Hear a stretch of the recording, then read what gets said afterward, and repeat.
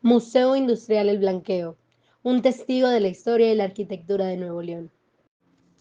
Bienvenidos al Museo Industrial El Blanqueo, un espacio cultural vibrante con una historia fascinante que se remonta a 1870. Originalmente, este era una finca dedicada al blanqueo de telas y su transformación a lo largo del tiempo es palpable en su arquitectura. Si observas a tu alrededor, notarás la solidez de su construcción, con materiales como la piedra y el ladrillo, típico de una época donde la durabilidad y la funcionalidad eran primordiales. Fíjate en los vanos de las ventanas y las puertas, aunque algunas han sido modificadas. Aún conservan las líneas originales diseñadas para optimizar la luz natural y la ventilación, cruciales para las actividades industriales que aquí se desarrollaron. La historia de este inmueble es un relato de adaptabilidad. Originalmente, desde 1870, funcionó como una finca dedicada al blanqueo de telas. Con el tiempo, sus muros presenciaron una notable evolución de propósitos. A partir de 1925, se transformó en una fábrica de cartón. Su utilidad trascendió lo industrial al ser donado al patronato del Hospital Civil y servir como un lugar de descanso y retiro espiritual.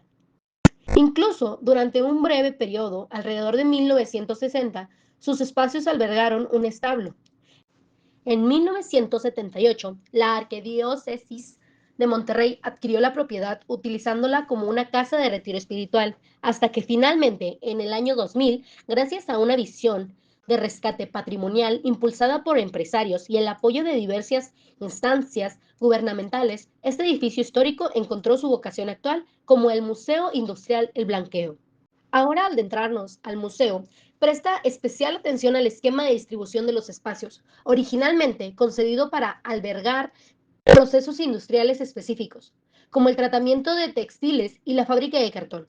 La planta se caracteriza por sus amplias naves con techos de considerable altura, una característica común en la arquitectura industrial, para facilitar la instalación de maquinaria y la circulación de personas y materiales.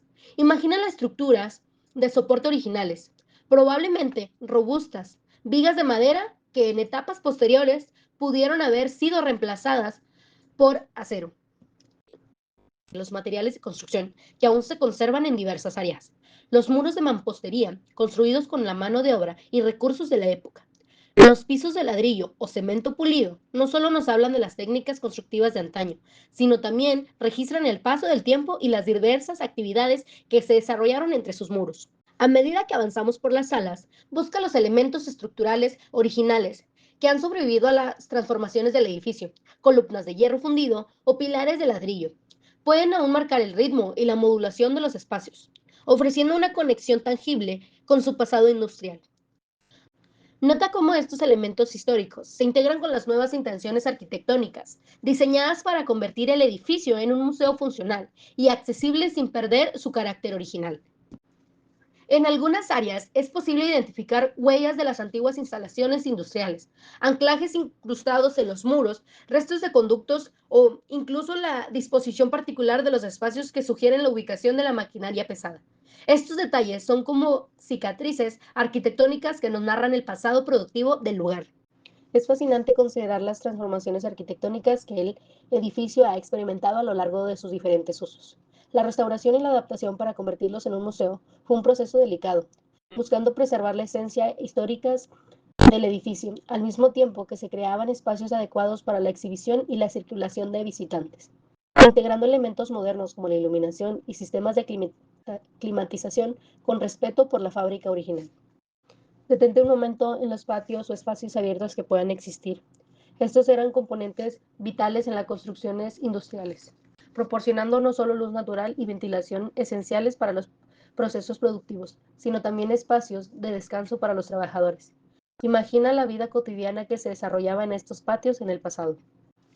Finalmente, al contemplar el conjunto del edificio, podemos apreciar cómo la arquitectura industrial del siglo XIX y principios del siglo XX se caracteriza por una funcionalidad robusta y solidez constructiva, buscando crear espacios amplios y bien iluminados para la producción.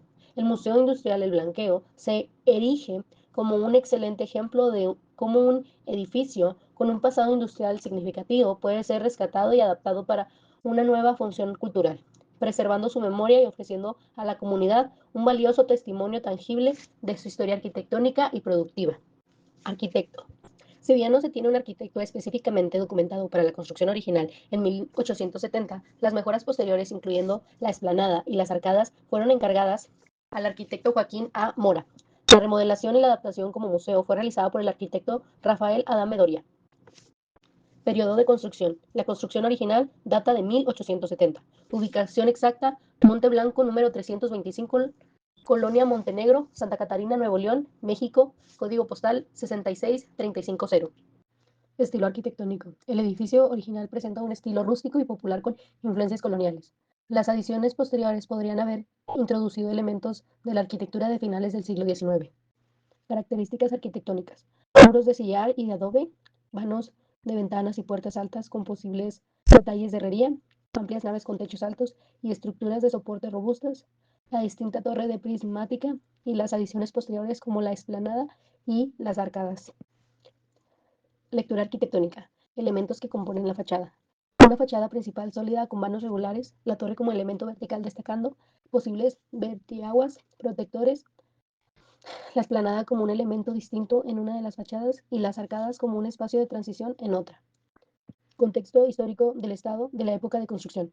Nuevo León se encontraba en una etapa de incipiente industrialización con el surgimiento de las primeras fábricas y la llegada del ferrocarril, comenzando a transformar la economía y la sociedad predominantemente rural. El blanqueo es testimonio temprano de este proceso. Relevancia de construcción en Nuevo León. Esta construcción es una de gran relevancia en Nuevo León por ser parte de la primera etapa de industrialización, por su valor como un testimonio arquitectónico temprano, por su preservación como memoria industrial y por su adaptación exitosa como patrimonio cultural. El edificio actual de la ferretería Langstroth fue construido entre los años 1901 y 1902 en un momento de gran auge económico y expansión urbana en Monterrey. Posteriormente, en el año 1922 se realizaron modificaciones y adecuaciones al edificio, con influencias Art Deco, consolidando su imagen urbana y funcionalidad como un comercio moderno. Estas fechas pueden confundirse, ya que en algunos documentos aparece 1922 como fecha de construcción, cuando en realidad corresponde a una etapa de remodelación y consolidación. El edificio se localiza en el cruce de las calles Padre Mier y Escobedo, en el centro histórico de Monterrey, Nuevo León. Esta ubicación estratégica dentro del corazón comercial de la ciudad le permitió posicionarse como un punto de referencia urbano durante décadas. Su cercanía a avenidas importantes, al Palacio Municipal y a otras construcciones emblemáticas lo integraron al tejido urbano patrimonial de la ciudad. Hasta la fecha no se ha identificado de manera oficial al arquitecto o constructores responsables del diseño del edificio de la ferretería Langstroth. Sin embargo, por las características arquitectónicas de la fachada, los materiales utilizados y el lenguaje formal del inmueble, se presume que fue diseñado por un arquitecto o maestro de obra capacitado en las corrientes europeas del Porfiriato. El edificio pertenece al estilo neoclásico con elementos eclécticos, una corriente común durante el régimen de Porfirio Díaz.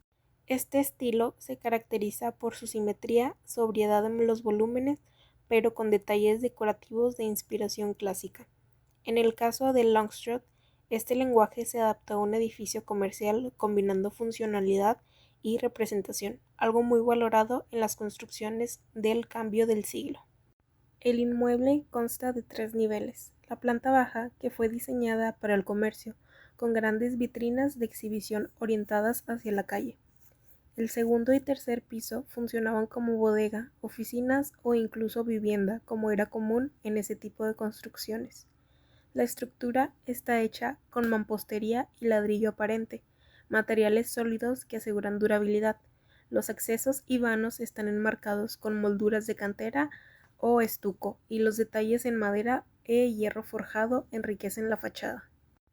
A principios del siglo XX, Monterrey atravesaba un proceso de modernización acelerada, enmarcando el auge del Porfiriato.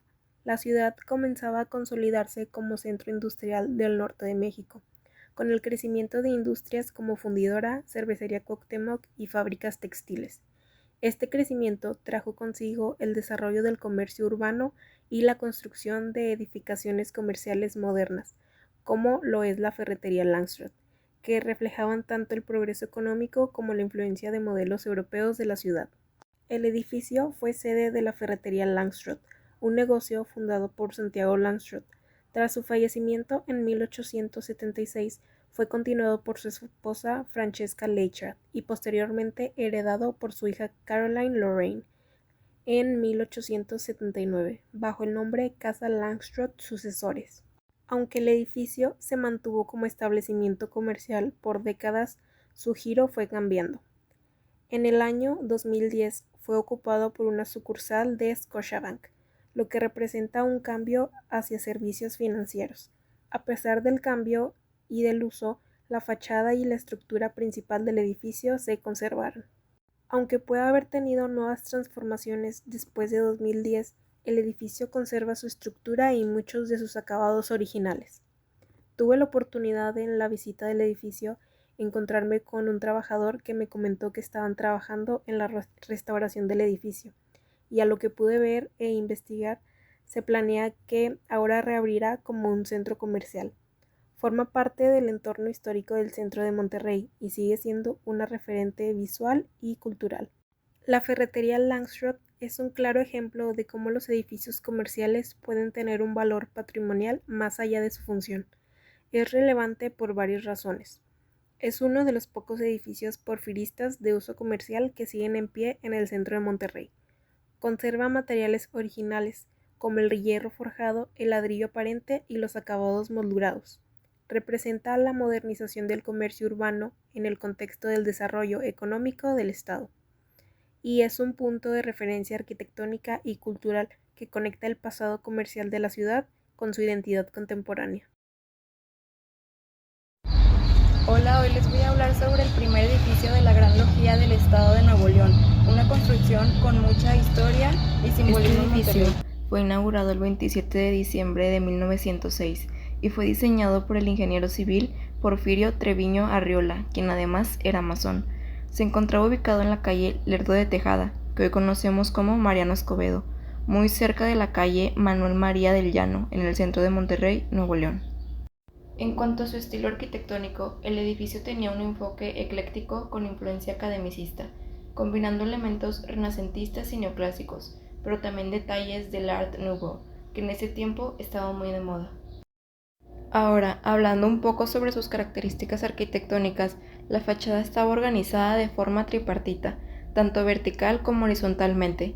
Esto le daba un aspecto muy ordenado, jerárquico y solemne. El acceso principal estaba enmarcado por pilastras de orden toscano y arriba tenía un entablamiento con la inscripción Templo Masónico.